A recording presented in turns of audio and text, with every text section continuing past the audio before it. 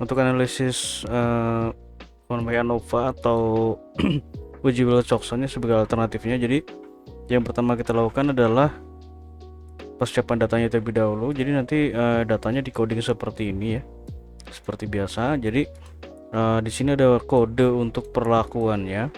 Nah, di sini ada 6 kode dan masing-masing kode ini mewakili satu perlakuan seperti ini. Nah, di sini juga ada dua hasil ya, ada dua nilai, yaitu objek familiar dan objek baru. Nah, nanti dilakukan penamaannya seperti ini ya.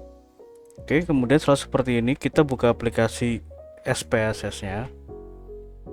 Ini ya, di sini saya menggunakan SPSS versi 26. Namun untuk SPSS sendiri di versi berapapun untuk hasil dan metodenya ini sama saja. Oke, seperti ini, kita tunggu sebentar.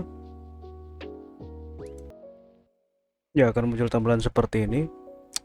Lalu ini kita copy ya, jadi singkatannya ini kita copy, kita pastekan di name, kemudian untuk nama lengkapnya kita copy dan paste di label.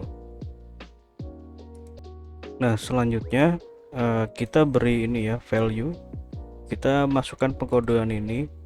Jadi kita klik di value seperti ini, kemudian value 1, kita ketik 1 seperti ini, lalu kita copy masukkan di sini ya. Jadi 1 itu adalah kontrol normal, add, kemudian 2,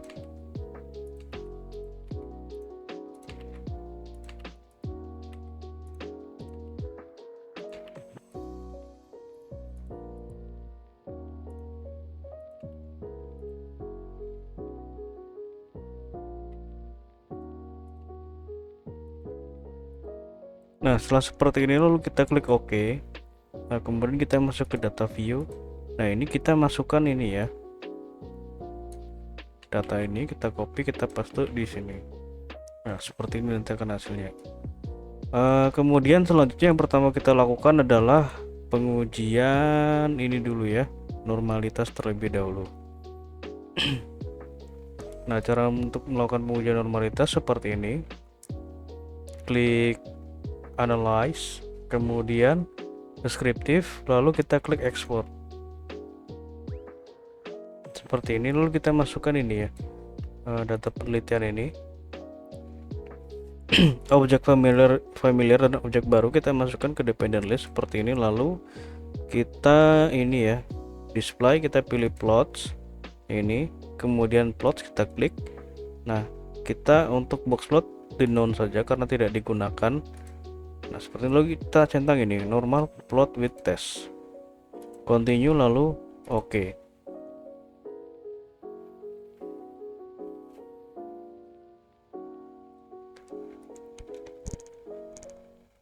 Nah, ini adalah hasil uji normalitasnya. Yang kita gunakan adalah nilai dari Shapiro-Wilk karena untuk Kolmogorov ini digunakan ketika jumlah sampelnya itu besar atau lebih dari 100. Karena ini sampelnya kecil, kita gunakan yang Shapiro-Wilk. Nah, di sini kita lihat untuk Shapiro-Wilk ini nilai sigma adalah seluruhnya ya di bawah 0,05.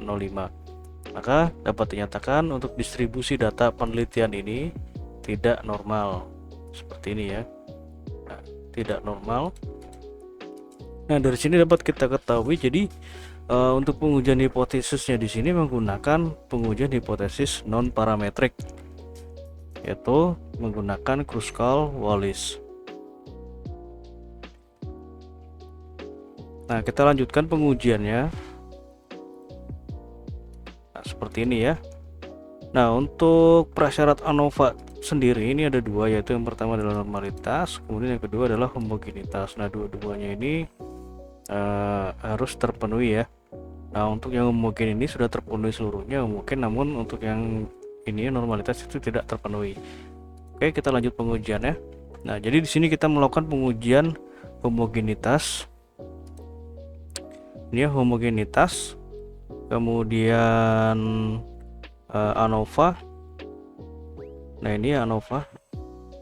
Nah, ini ANOVA. ANOVA ini pasti dilakukan ya, karena dalam uji ANOVA ini kita menguji 3 pengujian sekaligus, yaitu yang pertama adalah ANOVA, kemudian homogenitas yang ini, dan ini ya, univariate descriptive, sekaligus dengan ini gambar grafik ini means plotnya ini. Nah, caranya seperti ini. Klik analyze, kemudian compare mains, lalu one way ANOVA. Nah, kita masukkan ini perlakuan ke faktor, kemudian ini ya objek familiar ke dependent list. Nah, kita masukkan satu persatu saja seperti ini. Oke, kita pilih post hop, kita centang ke Duncan, continue, kemudian option. Nah, kita centang deskriptif, homogeneity variance test, dan ini means plot seperti ini ya. Lalu klik continue, lalu klik OK. Nah, ini adalah hasil deskriptif. Ini ya, deskriptif. Ini nanti jadinya di sini. Nah, ini adalah deskriptifnya. Kemudian ini adalah homogenitas yang dilihat ini ya, based on mean. Jadi ini harus lebih besar dari 0,05, maka dapat dikatakan homogen. Nah, ini sudah homogen untuk yang objek familiar. Kemudian ini adalah uji ANOVA. Nah, untuk ANOVA sendiri di sini ada uji lanjut. Nah, di sini kita uji lanjutnya menggunakan Duncan. Nah, karena ini ANOVA-nya tidak terpenuhi prasyaratnya, tadi tidak normal ya, maka untuk ANOVA dan Duncan-nya ini, posoknya ini dapat kita abaikan. Dan ini adalah hasil dari pengujian ini ya, means plotnya ya, grafik ini. Oke, seperti itu. Nah, selanjutnya kita lakukan pengujian ini, pengujian alternatifnya, yaitu menggunakan uji Kruskal-Wallis. Nah, caranya seperti ini. Klik analyze, kemudian non parametric test, kita pilih ini ya, independent samples. Nah, seperti ini. Lalu kita pilih ini fields seperti ini ya. Nah, perlakuan kita masukkan ke dalam grup seperti ini, kemudian objek familiar ini jadi satu persatu ya, objek familiar kita masukkan ke test build. Nah, ini akan muncul notif tidak bisa ya. Nah, tidak bisa karena bentuk datanya ini tidak sesuai dengan yang dibutuhkan. Nah, kita lihat di sini. Nah, kita harus rubah dulu measure-nya ini dari nominal, kita rubah ini ya, kita rubah ke scale atau ordinal. Kita gunakan saja di sini ordinal ya. Nah, seperti ini. Oke, kita coba masukkan ulang. Kita masukkan dulu yang objek familiar seperti ini, lalu kita ke sini setting.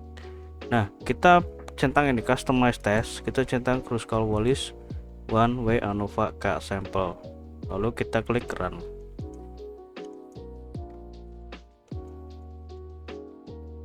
Kita tunggu sebentar. Nah, seperti ini ya hasilnya.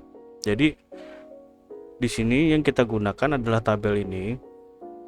Nah, di sini kita lihat nilai asymptotic two side six sided test. Nilainya adalah 0,019, artinya pada data yang pengujian ini ya, objek familiar itu terdapat pengaruh yang signifikan atau terdapat perbedaan yang signifikan. Jadi perlakuan terhadap objek familiar itu terdapat perbedaan yang signifikan atau ada pengaruhnya. Nah, sampai di sini ini hanya bisa menjawab apakah ada perbedaan atau tidak. Nah, ini ya. Nah, ini apakah ada perbedaan atau tidak. Nah, selanjutnya di sini untuk lebih lanjutnya seperti ini ya. Jadi hasil uji lanjutnya di sini menggunakan Kruskal-Wallis juga dengan membandingkan atau mengkomparasi ini satu persatu seperti ini ya. Nah, kita lihatnya itu dari sini. Nah, di sini kan ada perbedaan signifikan. Nah, lalu pertanyaan kedua adalah yang berbeda signifikan itu yang mana? Nah, untuk menjawab pertanyaan tersebut kita lihat di sini signya ini. Nah, ini ya signya ini. Jadi yang berbeda signifikan itu adalah kelompok kontrol terhadap nano dosis 3. Nah, seperti ini. Kontrol normal terhadap kontrol negatif berbeda signifikan. Nah, kita lihat lagi yang signifikan, kontrol positif dan kontrol negatif ini berbeda signifikan. Selanjutnya kontrol dosis 1 dan kontrol negatif ini signifikan. Nah, untuk sisanya ini tidak signifikan. Jadi seperti itu. Nah, di sini berarti yang berbeda signifikan itu adalah kita lihat di sini kontrol negatif ya. Nah, ini kontrol negatif. Ini berbeda signifikan ya, ini paling signifikan. Kontrol positif dan kontrol negatif signifikan. Nah, ini jadi yang banyak berbeda signifikan itu yang kontrol negatif. Nah, kita lihat saja di sini ya, di hasil dari means plotnya ini.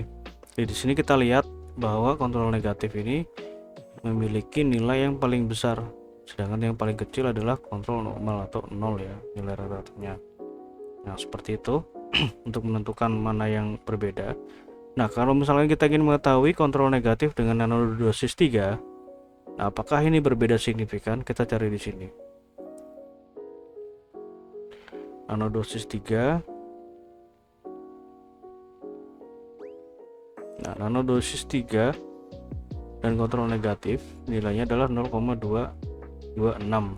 Jadi, nanodosis 3 dan kontrol negatif ini secara statistik tidak berbeda signifikan. Seperti itu. Nah, untuk pengujian yang variabel selanjutnya ya. Selanjutnya itu adalah yang objek baru. Caranya sama seperti tadi, analyze, kemudian kita pilih non parametric test, lalu ini ya, independent samples.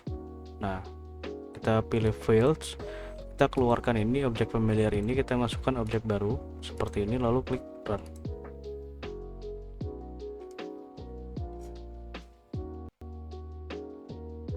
Nah, hasilnya akan seperti ini ya. Jadi di sini dapat kita ketahui nilai signifikansinya adalah 0,564 atau lebih besar dari 0,05. Maka pada objek baru ini tidak terdapat perbedaan yang signifikan atau tidak ada pengaruh signifikan antara perlakuan terhadap nilai objek baru.